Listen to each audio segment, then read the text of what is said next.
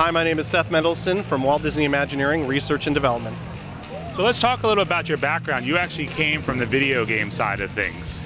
Yeah, actually I've been lucky. I've been in the video game world for about 25 years as a game designer and game producer, and have worked on many Disney titles including Lion King and Aladdin.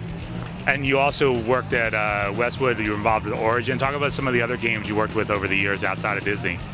Yeah, sure. I worked on Ultima 9, Ultima Ascension, which was the last single-player Ultima game at Ultima for Origin Systems, and also worked on a game called Spider for Boss Game Studios for the PlayStation 1, although I don't know that anybody has ever heard or played it. How did that background in video games help when you transitioned over to Walt Disney and working on the parks? Well, when I first started at Disney, I started in the game world, and we were just starting to explore games and theme parks being together. And over the last 14 years, as gaming and interactivity has become more important, the gaming background's had more of a plus to helping work with the traditional building and our traditional brick and mortar types of projects we do. When it comes to video games, a lot of the park guests that come in today are gamers. How does that influence you guys when you're creating apps and attractions like you have right here at Disneyland? Well, I think you understand that our audience is much more comfortable with technology and games. And one of the things we've been trying to do is we have these wonderful immersive spaces through our parks. And as our audiences change, we want to make them more interactive and let you not just be in them, but interact with these worlds and make them come to life. So we're right here in front of a giant Ferris wheel with Mickey on it, and people typically have to queue up and wait a little while before a show. How did this whole idea for making a video game out of this experience come about? Well, one of the things we want to do is make magic in unexpected places. And we see a lot of guests are waiting for the show to start, and they're busy doing other things that take them out of the environment and out of the show. And so we wanted to come up with something that they could do while they're waiting for the show to start. So we looked around and we said, there's a lot of people here. We have this wonderful wheel. What can we do that brings people together, uses the wheel as part of the game, and lets them play as a whole together? And so we came up with a game that in essence is a Simon game, where the wheel lights up specific colors, guests have their device, and they go to a web page. They don't even download an app, so they can play instantly. They match the colors of the wheel onto their device, playing with thousands of other people here to try to get the best score. And explain what happens when you do get the best score. The winner gets to control the lights on the wheel. So for 30 seconds, they decide what the wheel does, and everybody else in the audience gets to see what they've done.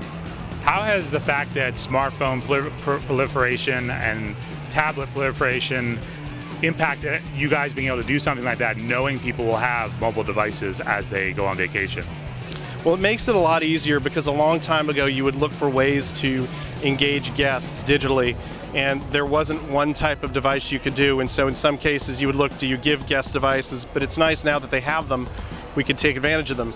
We also want to keep guests out of the devices, because one of our other goals is not to do things that keep you heads down. We really want to do things that bring you out into the world. And so in this case, the game on the device is part of it, but a lot of the experience is looking at the wheel and staying out of the device, staying heads up instead of heads down.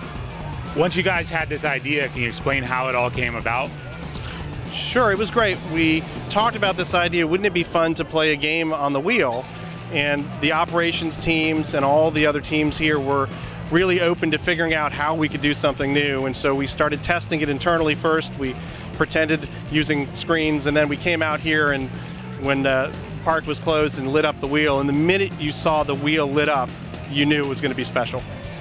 As technology has improved over the years, how has your own gaming background helped you with bringing up new ideas that guests can interact with at the various parks? Well, there's a lot of learning that's happened from games over the years, and so one of the neat things is games have changed and more people are playing games now, and so there's not a time where you have to explain some of the fundamentals of what games are. People are playing different things, whether it's Angry Birds or Solitaire.